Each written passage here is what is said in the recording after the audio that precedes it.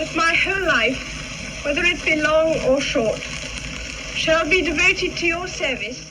La reina Isabel II fue una de las figuras históricas más observadas y escuchadas, y su presencia en vídeo tenía unos rasgos muy particulares.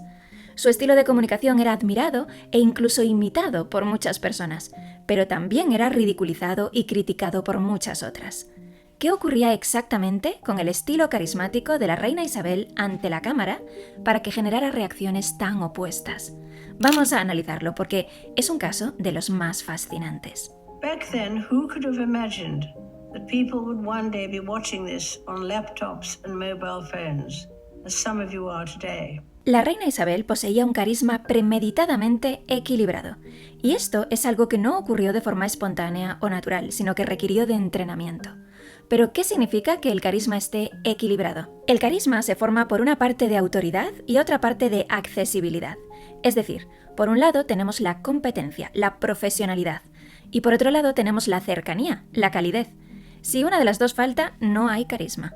Sin embargo, ambas pueden estar presentes en medidas muy distintas, dando así lugar a toda una variedad de estilos carismáticos. En el caso de la reina Isabel, tanto la autoridad como la accesibilidad estaban presentes en medida notable. Pero esto no era así de forma natural. Su coronación llegó cuando todavía era muy joven, y de forma natural, por su edad, por ser mujer y por su personalidad dulce y tímida, Isabel transmitía pura accesibilidad. Esto estaba muy bien a la hora de ganarse el afecto de las personas, pero jugaba en su contra a la hora de conseguir ser respetada como reina. De modo que cada una de sus apariciones públicas necesitó ser precedida por asesoramientos específicos para impulsar su autoridad ante su audiencia. Empecemos analizando su lenguaje paraverbal, es decir, su uso de la voz. De forma natural, la voz de la reina transmitía absoluta accesibilidad. Era una voz aguda, incluso un poco infantil, y cuando elevaba el volumen llegaba a sonar estridente. And I welcome especially this opportunity of seeing for the first time something of these two great nations of the Commonwealth. ¿Cómo se compensó este exceso de accesibilidad en su voz? Pues aportando autoridad, no tanto en la voz en sí, como en el uso que hacía de ella. Por un lado, el ritmo del habla, tan marcado y rígido, subió el tono de su autoridad. No había balances naturales en su discurso. Cada frase sonaba extremadamente confeccionada y orquestada. Those targeted included children who had gone to see their favorite singer. Y por otro lado, aplicaba lo que conocemos como cierre de tono final, que consiste en terminar cada oración con una bajada de tono para aportar comandancia a su voz. And as much as I and my family miss him, I know he would want us to enjoy Christmas. We felt his presence as we, like millions around the world, readied ourselves for Christmas. ¿Es diferente el lenguaje paraverbal de su hijo, el actual rey Carlos III? Pues sí, y es que su voz de forma natural transmite total autoridad. Se trata de una voz grave, profunda y con fuerza. The most heartfelt debt any family could owe to their mother, for her love, affection, guidance, understanding and example. Su uso de la voz es similar al de su madre, pues habla de forma pausada, clara y también aplica el cierre final en buena parte de sus oraciones. That promise of lifelong service I renew to you all today. Otro aspecto con un gran impacto en la imagen de la reina y también ahora del rey Carlos era la selección de palabras de sus discursos. A este respecto, la composición de sus presentaciones orales era inmaculada, ayudando esto a la elevación de su autoridad. Las palabras exactas que utilizaba para comunicarse ante la cámara eran cuidadosamente seleccionadas por un equipo de expertos en comunicación pública, lo cual suponía una ventaja indiscutible a favor de su transmisión de autoridad. Aun así, incluso aunque todo el mundo sabía que sus palabras no eran necesariamente suyas, eso nunca fue inconveniente de cara a atribuirle a su persona ese nivel de competencia y autoridad, pues era su voz la que hacía entrega del mensaje. ¿Qué ocurría con la imagen personal de la reina Isabel? ¿Cómo influía su aspecto físico en su carisma ante su audiencia? La estética de la reina no necesitaba demasiada compensación, pues todo en relación con su imagen era cuidadosamente seleccionado.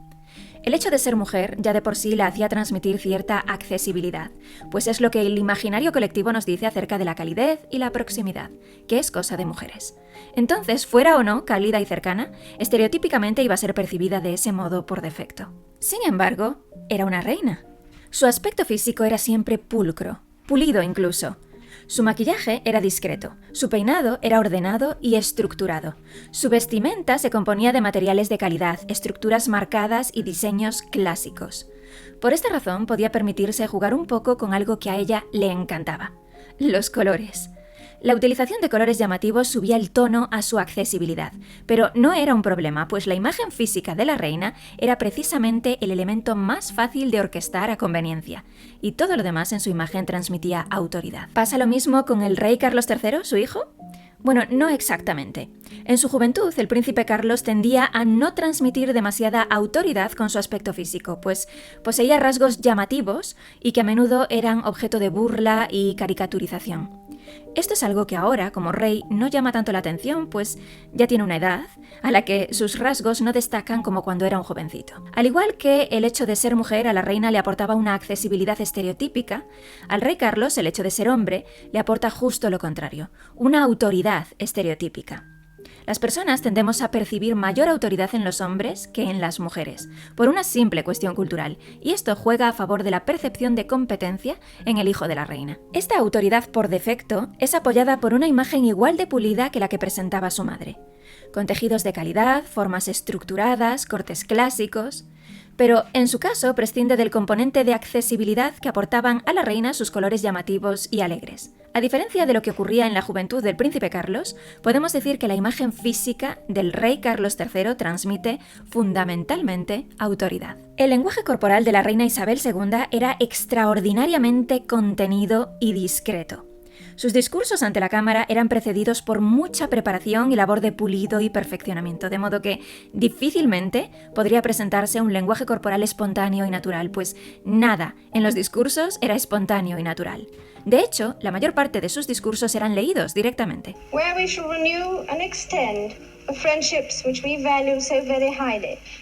Por lo general, utilizamos nuestro lenguaje corporal para ayudarnos a nosotros mismos en la tarea de expresar lo que está en nuestra cabeza. En el caso de la reina, no había ni una pizca de improvisación cuando daba un discurso, de modo que su cuerpo no tenía necesidad de acompañar a sus palabras para hacerse entender. Cada palabra estaba ya seleccionada, y ella no necesitaba ni siquiera prestar atención a lo que decía. Debía entregar el discurso, sin más. Esta ausencia de lenguaje corporal la hacía transmitir autoridad, competencia. En cambio, un lenguaje corporal más espontáneo la habría ayudado a transmitir accesibilidad y cercanía. ¿Era esta descompensación un problema para su carisma? Pues en cierta medida lo fue, pues precisamente en la rigidez de sus apariciones ante la cámara se basaban buena parte de las parodias e intentos por ridiculizarla. Sin embargo, ella era una reina. Ese hermetismo corporal e incluso facial eran precisamente lo esperable en la imagen de una reina. Muchos otros aspectos de su comunicación transmitían calidez y cercanía, de modo que nunca supuso un gran problema el hecho de que su lenguaje no verbal no fuera expresivo ni espontáneo. Su estilo carismático no necesitaba transmitir espontaneidad. ¿Cómo es esto en el caso de su hijo? Pues, aunque Carlos III presenta un lenguaje corporal también discreto, no llega a los niveles de rigidez de la reina. Es cierto que sus manos apenas se mueven y su rostro no gesticula de forma muy evidente, pero cuando habla, su cuerpo tiende a moverse más, sobre todo su tronco y su cabeza. Of change and progress through times of joy and celebration. Esos movimientos no siempre son coherentes con el mensaje que transmite con palabras, pero sí tienden a ser espontáneos.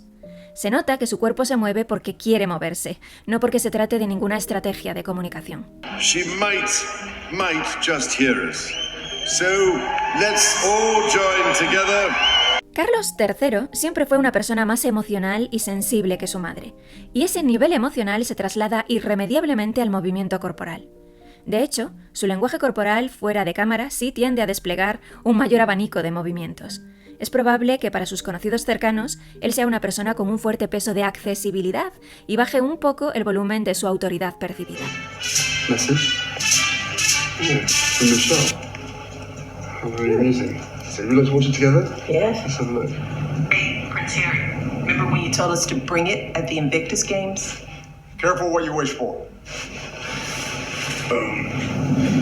Oh, really? Please. De forma natural, la reina Isabel II transmitía pura accesibilidad. Su voz, ciertos elementos de su aspecto físico, el hecho de ser una mujer joven en su momento y más tarde el hecho de ser la viva imagen de abuelita de todo el mundo. Sin embargo, tuvo un enorme trabajo de diseño y asesoramiento en cuanto a la imagen pública que transmitía, tanto en sus apariciones ante la cámara como en sus actos presenciales. Y la mayor parte de ese trabajo se centró en aportarle autoridad a su impacto, en subirle el tono a la competencia y la magnanimidad de su figura. El resultado fue una intachable imagen que combina la autoridad predominante de una reina con toques de accesibilidad de una madre para su nación y, en cierto modo, para buena parte del mundo. Sin embargo, la reina era conocida y querida por sus ocasionales rupturas de patrón. Good evening, Mr. Bond. Good evening, Your Majesty.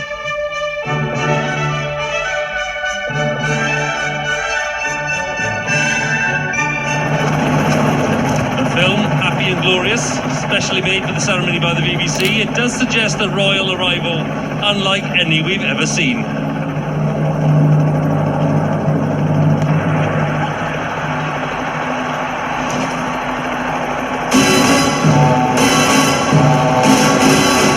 Una ruptura de patrón es un elemento desconcertante dentro de una sucesión de elementos esperados.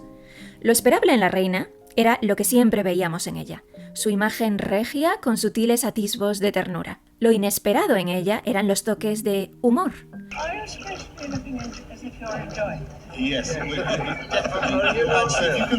Y precisamente esos escasos pero rompedores toques de humor eran los que disparaban su carisma, pues rompían el patrón, sorprendían.